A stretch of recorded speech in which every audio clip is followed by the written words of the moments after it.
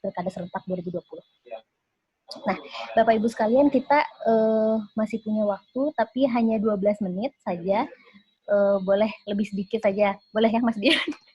Kalau lebih sedikit saja, karena tadi mulainya juga memang lewat 10 menit, jadi ada sekitar 20 menit gitu ya untuk tanya-jawab atau pendalaman, ya lebih ke pendalaman materi yang sudah disampaikan begitu. Di sini masih ada Pak Rahmat Bagja, masih ada Prof. Tapi sebelum kita ke pendalaman, di sini ada Pak Pipit Rohiyat, salah satu pendiri gitu ya dari Sindikasi Pemilu dan Demokrasi begitu. Jadi kami mempersilahkan Bapak Pipit untuk menyampaikan respon terkait dengan topik yang tadi sudah dipaparkan berkaitan dengan netralitas ASN dalam Pilkada Serentak 2020. Kepada Pak Pipit, kami persilahkan Bapak. Ya, dengar. Ya. Halo, dengar. Ya, dengar. Dengar, Mbak. Dengar. Saya hanya mau tanya satu hal. Bagaimana dengar ya? Bagaimana ASN Indonesia bisa netral kalau dalam Undang-Undang ASN disebutkan bahwa pegawai ASN harus taat setia kepada negara dan pemerintah. Ya, gimana itu bisa netral? Baik, mungkin ini untuk semua narasumber bisa merespon singkat satu pertanyaan, tapi mungkin bisa dibahas dari berbagai perspektif gitu ya. Bagaimana ASN Indonesia bisa netral, tapi di sisi lain ini jadi kontradiktif. Di sisi lain harus taat pada pemerintah seperti itu. Silakan, monggo dimulai dari siapa dulu? Dari Mas Dian, Prof. Agus dulu. Bagaimana? Oke, terima kasih. Silakan Prof. Agus. Hal seperti itu juga banyak terjadi di berbagai negara. Oh, enggak betul. Apa? Di Jerman enggak begitu. Ya, artinya di banyak negara yang lain sebetulnya juga diterapkan. Ketaatan itu ada, tetapi ada batasnya tadi. Ya. Batas agar orang tadi boleh memilih karena ya dia punya hak sebagai warga negara, tetapi ya kita batasi dengan aturan tadi. Aturan kita kan memang mereka harus netral, tidak boleh ikut politik praktis. Maka itu sebenarnya yang kita inginkan sebagai batasan mana yang boleh dan mana yang tidak. Sehingga posisi itu sebenarnya menjadi clear. Silahkan melayani agar kemudian rakyat mendapatkan layanan dengan adil tanpa diskriminasi. Dan saya kira dengan pengaturan ini jelas. Dan tadi pintu-pintu pelanggaran itu sebenarnya kita tutup di mana-mana.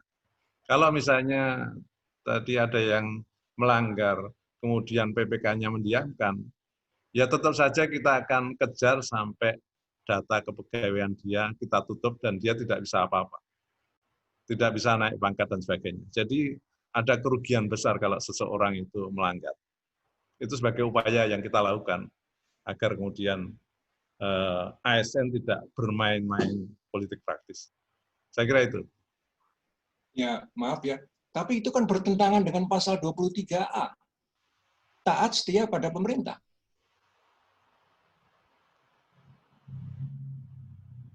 Ya, artinya tetap kita, pemerintah itu kan bukan individual yang PPK tadi. Memang ini dilema yang kita hadapi dalam situasi politik yang sangat multipartai ini, maka sebenarnya kita akan membatasi orang ketaatan itu ketaatan di mana. Apakah ketaatan politik secara individual kepada PPK, atau ketaatan pemerintah dalam pengertian ya dia bekerja sebagai ASN dengan berbagai regulasi yang sudah cukup jelas di situ. Ya, masih buat saya masih tetap nggak jelas. Soalnya kalau saya bandingkan dengan Undang-Undang PNS tahun 61, itu jelas bahwa PNS taat setia pada ideologi negara ya. Ini bukan penjelasannya. Ya. Kalau dibandingkan dengan Undang-Undang TNI, jelas dia hanya taat setia pada negara kan, Pancasila, Undang-Undang Dasar. Tapi di TNI tidak ada taat setia pada pemerintah, tidak ada. Ya mungkin kalimat pemerintah itu yang agak Pak. Ya. Tapi makanya dengan keberadaan itu kita mencoba membatasi agar tadi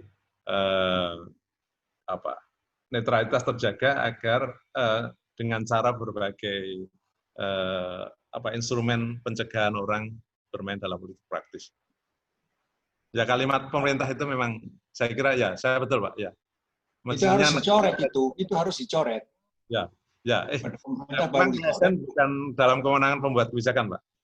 Kami mengawasi ya dan kemudian mencari celah-celah yang bisa menutup kekurangan tadi. Dicoret dulu. Ya. Terima kasih Pak. Ya. Baik, terima kasih Prof. Agus. Pak Bagja mungkin bisa menambahkan, melengkapi bila Pak Pipit belum puas, mungkin bisa dilengkapi Pak Bagja bagaimana perspektifnya. Pasti ada perspektif yang berbeda dari Pak Pipit dan menganggap pemerintah itu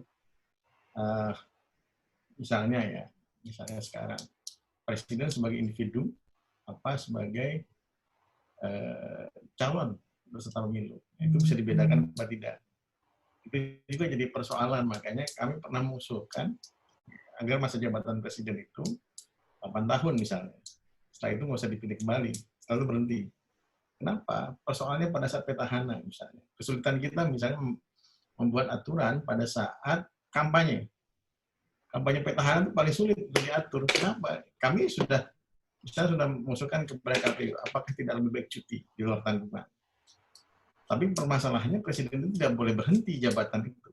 Sebagai jabatan, itu tidak boleh berhenti. Itu dia persoalannya. Nah, apakah kemudian pada saat dia meresmikan jabatan, apakah sebagai presiden atau sebagai calon peserta pemilu? Ini juga PR di hukum dan politik menurut saya depan. Untuk menjawab apakah dia sebagai pemerintah atau sebagai individu yang sedang bertarung pada pertarungan politik. Nah, itu dia satu. Yang lebih terangnya lagi seperti itu, Pak Pipit. Kalau jangan kepala daerah, tapi presiden. Dia tadi itu akan jadi trouble itu untuk pengaturan seperti itu. Kemudian misalnya kepala daerah. Nah, tadi dicontohkan. Jika si kepala daerahnya misalnya, kepala daerah A, ayo bantu saya dong. Dalam kultur birokrasi di Indonesia, Pak Pipit pasti tahu kultur birokrasi di Indonesia seperti apa. Apalagi yang sekarang ya, itu agak sulit menolak permintaan. Dan ada beberapa pergerakan-pergerakan di bawah, misalnya pengumpulan kemarin di Tangsel itu kan sudah ketemu nih. Ini bukan hanya di Tangsel, tapi di banyak daerah. Akan tetapi permasalahannya masalah pembuktian. Nah, ini juga kesulitan Pak Agus dengan kami di Bawaslu untuk membuktikan peran si ASN itu dalam mengumpulkan ASN yang lain untuk mendukung salah satu pasangan calon. Kan masalah pembuktian, karena harus jelas teman-teman KSN juga tidak bisa menghukum orang tanpa ada alat bukti yang cukup dan kuat untuk kemudian memutuskan seseorang diberikan sanksi. Pertanyaannya nanti apakah kata pemerintah diganti dengan negara? Pertanyaannya nanti juga kalau di kepala daerah kan tidak ada masalah dengan apakah sebagai negara atau tidak. Nah, pertanyaan nanti di situ. Tapi presiden sebagai kepala negara, sebagai kepala pemerintahan, itu juga bagaimana nanti teman-teman di ASN di lingkungan di seluruh Republik Indonesia ini. Karena dalam beberapa kuliah yang saya ikuti, presiden juga sebagai kepala administratur penyelenggaraan pemerintah. Ya, ini jadi persoalan juga di kita untuk kemudian memisahkan ini. Nah, oleh sebab itu nanti menurut saya perlu juga Pak Pipit, teman-teman SPD, nanti tadi usulan Pak Agus juga diteruskan kepada DPR bahwa yang diatur ya kepada pemerintah juga, bahwa yang setia itu kepada negara. Walaupun negara itu kan adalah konsep abstrak, ya, kalau kita lihat negara ini sebagai ini juga akan ada perdebatan, tapi lebih safe-nya karena kalau pemerintah nggak bisa. Misalnya tentara itu wajib tunduk kepada sumpah prajuritnya yang kepala negara, Kesatuan Republik Indonesia, Undang-Undang Dasar, mungkin itu yang bisa dirujuknya, bukan kepada pemerintahan yang nanti kepada pemerintahan akan muncul teori bahwa kepala pemerintahan itu boleh juga memerintahkan baik dalam rangka penyelenggaraan pemerintahan maupun rangka penyelenggaraan misalnya mendukung dia sebagai calon kepala daerah. Ya ini memang PR kita bersama, bukan hanya PR-nya Pak Agus, bukan hanya Pak Pipit juga, tapi teman SPD juga, ada Pak Agus Melas, ada Mas Dian. Agar kita ini yang paling dekat dengan teman-teman pemerintah Kementerian Dalam Negeri untuk mengusulkan kepada DPR agar mengatur, ataupun kalau pemerintah mengatur PP-nya agar setia kepada negara, bukan kepada persun. Nanti juga permasalahan kan, nanti kalau dalam hukum itu ada dua konteks persun dan raih persun. Raih persun kan badan hukum, pemerintah kan sebagai badan hukum, nah itu juga menjadi persoalan itu. Nah itu juga itu PR kita bersama ini. Karena kalau tidak kita samakan persepsinya, memang akan terjadi permasalahan.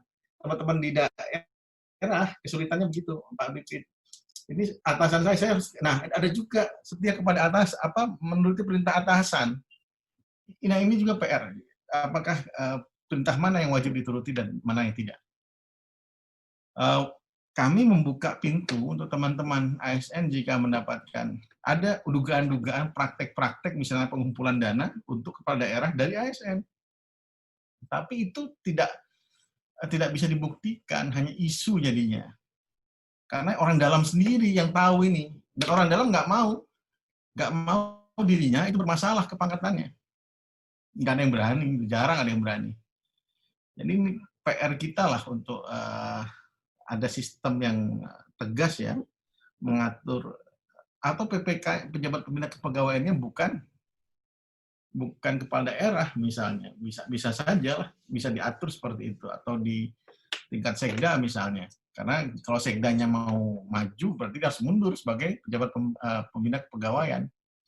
Ini ada juga permasalahan. Apalagi kalau petahananya pejabat pembina kepegawaian. Yang petahana maju, dia diberi perintah oleh teman-teman KSAN untuk melaksanakan rekomendasi KSAN, padahal terhadap tim kampanyenya. Itu juga PR itu. Tapi tadi Pak Mas Agus bilang, ini akan kita batasi di BKN. Nah, makanya ada peran KSAN, BKN untuk menutup data yang bersangkutan agar agar hasil dari rekomendasi KSN tidak disepelekan. Ini jadi PR kita kalau disepelekan ini Pak Agus. Jadi Bawaslu sudah mencari alat bukti dan kemudian masuk KSN mengkaji lagi, mengeluarkan sanksi, tiba-tiba PPK nggak mau, kemudian sudahlah nggak akan ada pengaruhnya. Yang dulu menarik kan misalnya dulu ya, pada saat udah pemerintahan daerah ya, sebelum 2018 itu ada misalnya si lurah ini terlibat dalam tim kampanye, dipanggil, bahkan alat buktinya kuat untuk pidana. Nah, tiba-tiba yang bersangkutan lari. 1 tahun kemudian dia datang lagi, dan sudah daluarsa menurut hukum. Tiba-tiba naik pangkat jadi camat. Ini kan agak mengerikan. Nah, itu praktek-praktek dulu yang terjadi. Semoga sekarang tidak ada. Jadi misalnya PR kita bersama antara KSAN, Bawaslu misalnya meneliti sistem kepegawaian di semua pemerintahan daerah. Karena tidak semua daerah mempunyai sistem kepegawaian yang bisa terkoneksi secara baik, ya, atau terinventarisir melalui gudang data yang dalam sistem informasi kepegawaiannya bagus. Itu juga jadi PR kita untuk teman-teman BKN dan teman-teman Menpan RB. Demikian, Mbak Delia. Pak Rahmat, boleh sekalian saja ya nanti giliran Mas Dian supaya lebih efektif merespon pertanyaan atau tanggapan dari di kolom chat. Di sini ada dari Sapamuf, Kang Bagja, mungkin perlu juga disurvei para pegawai honorer yang dalam pilkada mungkin luput dari pantauan Bawaslu.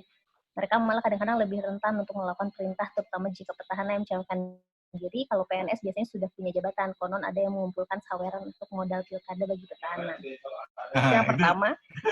Sekalian saja ya Pak ya. Lalu yang kedua berkaitan dengan ini mekanisme perlindungan data pelapor. Tadi kan disinggung juga ya terkait dengan rentannya posisi pelapor gitu ya, dan bagaimana mereka membuktikannya gitu. Nah ini terkait mekanisme perlindungan data pelapor terkait pengalaman pemantauan netralitas ASN di Jawa Tengah. Ya mungkin itu yang langsung tertuju kepada Pak ya. Pak Rahmat, Pak, bukan parah. Ya, Pak Rahmat, parah ya, Pak Rahmat. Baik. Mohon maaf. Oke, nggak apa-apa. Jadi memang ini persoalannya ini apakah masuk, seharusnya kalau honorer itu masuk dalam ASN juga, karena mereka adalah pegawai P3K ya, Pak, P3K, karena ASN ada dua golongan, ASN dan P3K. Pegawai dengan perjanjian pegawai dengan kontrak ya, itu ada diatur, tapi ada batas waktunya juga, nanti Pak Agus lebih mengetahui itu. Kemudian memang jadi PR kita honorer ini, karena honorer yang mudah untuk mobilisasi. Bukan hanya mobilisasi, mudah untuk ditindas. Ya. Dizolimi itu mudah. Kenapa? Karena kontraknya itu per tahun biasanya. Kontraknya per tahun dan SK-nya kan bisa diperpanjang. Kalau misalnya nggak dukung nih, nggak diperpanjang, coret. Dukung nih, panjang. Nanti setelah berapa tahun kan bisa melamar jadi PNS kan, tiap tahun kan ada pembukaan PNS misalnya, itu bisa diutamakan yang teman-teman P3K seperti ini. Kemudian tadi sudah saya ungkapkan begitu. Yang sulit adalah pembuktiannya, karena nanti berhubungan nanti dengan pertanyaan yang kedua, mekanisme perlindungan data pelapor. Kita lindungi datanya, betul. Kami juga mengadakan kerjasama dengan LPSK, akan tetapi memang pelapor agak kesulitan.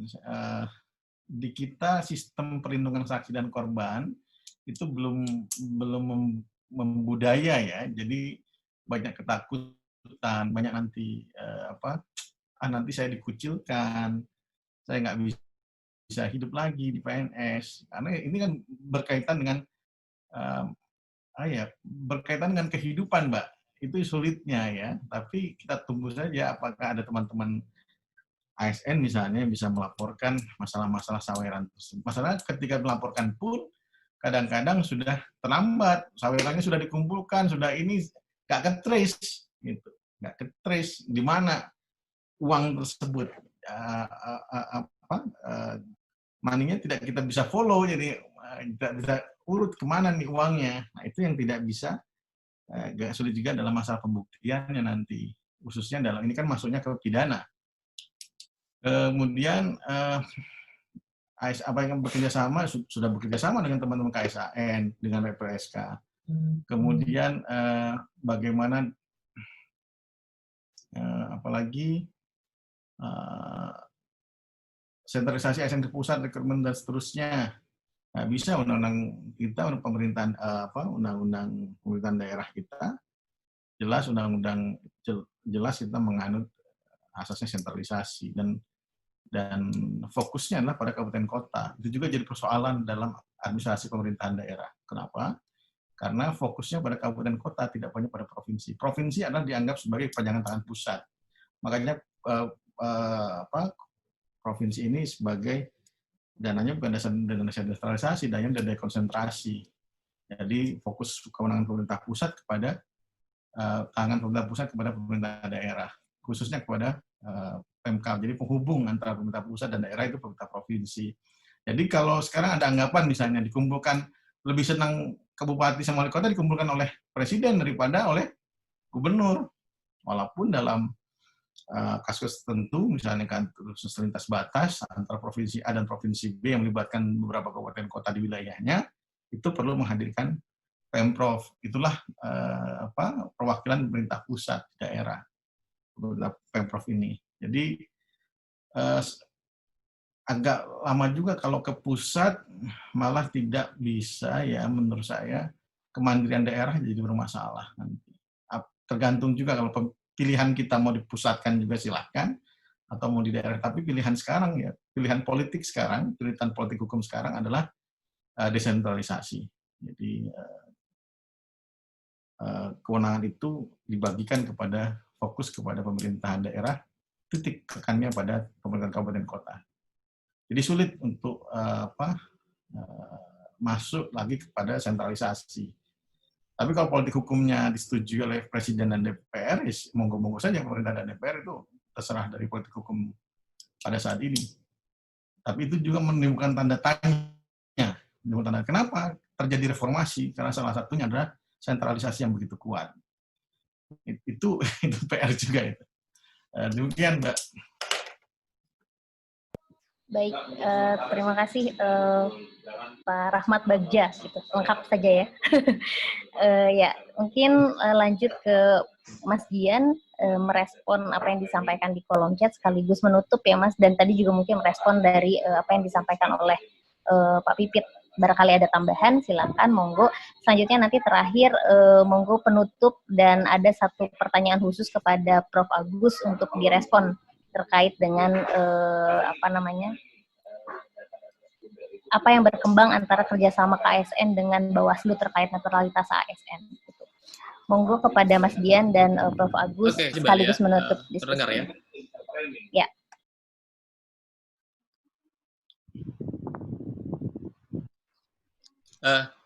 Terima kasih Mbak Lia.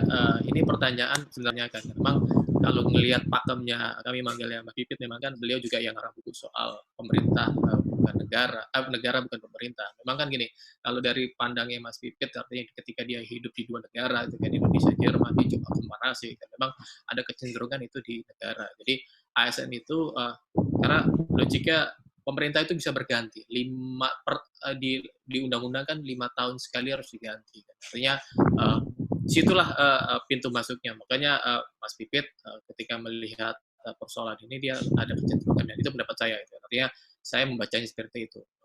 Karena yang kedua adalah soal pelanggaran ASN, seperti saya bilang di awal, memang kan gini, ada perubahan baru gitu kan.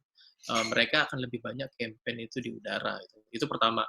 Kedua, ini kan soal adaptasi. Apakah teman-teman seperti Bawaslu, gitu kan, KSN, Kemendagri, maupun Kemenpan RW itu adaptasi dengan percepatan ini. Dalam tanda kutip kan begini, kalau pakai logika teman-teman kriminolog kan gini, maling dan polisi kan lebih cepat maling gitu kan. Artinya ini going beyond-nya harus ditangkap sama teman-teman stakeholder ya, baik itu Bawaslu, KPU, Kemenpan RW, KSN, dan Kemendagri. Bagaimana besok peluang-peluang ini kan lebih banyak. Bahkan saya berkhawatir begini, kalau kita flashback mundur ke belakang, gitu kan, kampanye 2017 di Pilkada teman-teman Bawaslu, RB, KSN, itu punya daya saya akan nyoba melibat baik dan cyber baik KSN. Nah, celakanya kan begini, ada karakteristik pemilih gitu kan. Kalau dia sudah cinta mati, maka istilahnya mereka itu ada jihad kuota. Nah, pertanyaan di situ, teman-teman pemerintah punya nggak semangat spirit jihad kuota ini kan? Mereka akan tempur membela kan? Ya kita tidak tahu. Jangan-jangan dari para pelaku jihad kuota profilingnya adalah ada juga terselip ASN dan PNS. Itu Mbak Delia yang bisa saya sampaikan di forum ini. Baik, terima kasih Mas Dian. Monggo Pak Prof. Agus ya, saya nambahin tadi kalau misalnya pejabat pembina kepegawaian itu tidak di pejabat politik, mungkin akan lebih aman. Misalnya sekda ditempatkan sebagai orang yang bertanggung jawab atas kepegawaian. Tapi sekarang ini kan memang di tangan pimpinan politik, sehingga pergantian 5 tahun nanti juga mengaruhi posisi ASN. Nah, ini sudah kita perjuangkan lama, tapi ternyata ya mentok. Para bupati masih merasa bahwa saya dipilih dengan sekian persen suara, tapi kemudian menjadi bupati nggak bisa milih orang. Ini yang kemudian di ranah pembuatan undang-undang kemudian tetap saja bahwa memindahkan PPK dari bupati ke sekda itu tidak mudah. Itu yang sebetulnya kita inginkan. Kedua, memang terkait dengan ASN yang honorer tadi. Ini juga saya kira dilematis bagi kami ketika honorer dimobilisasi. Mereka tidak masuk dalam kategori ASN, karena ASN itu hanya PNS dan PPPK. Honorer tidak masuk. Nah, ini saya kira juga perlu diperjelas lagi bagaimana kewenangan dan kemudian kita bisa menangani kalau ada masalah-masalah terkait dengan pelanggaran netralitas oleh honorer.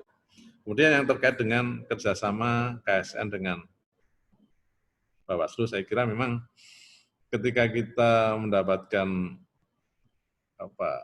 aduan dari masyarakat lewat Bawaslu, kami butuh evidence, kami butuh bukti. Dan saya kira dengan kerjasama KSN Bawaslu itu memudahkan bagi kami untuk saling tukar informasi, untuk memastikan ini melanggar atau tidak. Mudah-mudahan dengan adanya kerjasama dan tukar informasi dan data ini bisa mempercepatlah proses agar kemudian tidak tertunda-tunda. Terus terang nanti semakin dekat akan semakin banyak pelanggaran. Kalau kita tidak punya bukti dan tidak bisa saling tukar informasi, maka akan numpuk dan akhirnya tertunda-tunda. Saya kira itu saja. Terima kasih. Oke, baik. Terima kasih seluruh narasumber dan juga Bapak Ibu yang sudah berpartisipasi di dalam forum ini. Terima kasih Pak Pipit juga sudah menyampaikan masukan yang penting, pertanyaan yang sangat penting gitu ya, yang kemudian bisa menjawab sebetulnya kenapa netralitas ASN ini maju ke pentok, mundur ke jedot gitu. Karena ternyata di dalam regulasinya juga masih kontradiksi gitu ya, antara di satu sisi ASN ada batasan gitu untuk netral, tetapi di sisi lain harus menaati pemerintah. Disinilah diksi pemerintah sebagai institusi atau diksi pemerintah sebagai individu yang kemudian menjadi persoalan, dan ini menjadi catatan penting gitu ya untuk teman-teman SPD mungkin gitu ya, untuk menindaklanjuti gitu bagaimana mengatasi persoalan kontradiksi seperti ini gitu. Lalu tadi juga sudah banyak, kalau misalnya saya simpulkan gitu ya, sudah banyak masukan terutama berkaitan dengan perubahan potensi pelanggaran netralitas ASN di Pilkada 2020 gitu, terutama berkaitan dengan perubahan konteks akibat pandemi dari darat menjadi udara, lalu juga pengawasan yang perlu diperketat di media sosial dan lain sebagainya. Itu menjadi catatan penting gitu ya bagi kita semua, terutama di sini juga banyak penyelenggara pemilu, khususnya saya lihat Bawaslu gitu, Panwaslu gitu, banyak ada di forum ini, sehingga ini juga bisa menjadi satu informasi baru dan juga satu hal yang perlu diperhatikan gitu ya ke depan jelang Pilkada 2020 gitu. Mungkin itu hasil diskusi dari kita. Memang tidak boleh berhenti sampai sini, tetapi kita harus terus menindaklanjuti gitu ya dengan berbagai kajian dan juga diskusi selanjutnya. Saya Delia Yulianti mohon maaf apabila ada kesalahan selama memoderatori forum ini. Terima kasih banyak kepada seluruh narasumber atas waktu, dan kepada partisipan terima kasih banyak juga. Mas Dian, ada tambahan? Tidak ada? Paling tambahannya Mbak Delia, teman-teman jangan keluar dulu, nanti materi akan ditaruh di kolom chat. Oke, baik, materi nanti akan ditaruh di kolom chat. Kalau misalnya tidak, di poster itu kan ada kontak person, mungkin nanti bisa chat kontak personnya juga begitu ya. Baik, terima kasih semuanya. Wabillahi taufiq wal hidayah. Wassalamualaikum warahmatullahi wabarakatuh. Salam. Waalaikumsalam. Terima kasih Mbak Delia. Terima kasih semuanya. Terima kasih Mas. Bagus. Oke. Sebagai Terima kasih Prof. teman-teman Terima Pak kasih Mbak Bagja, Delia. Mbak Dian, Mbak Dian, Mas Dian, maaf. Aduh, pelanggaran ini. Pelanggaran. Video kartu kuning. Oke, siap. Terima kasih Mbak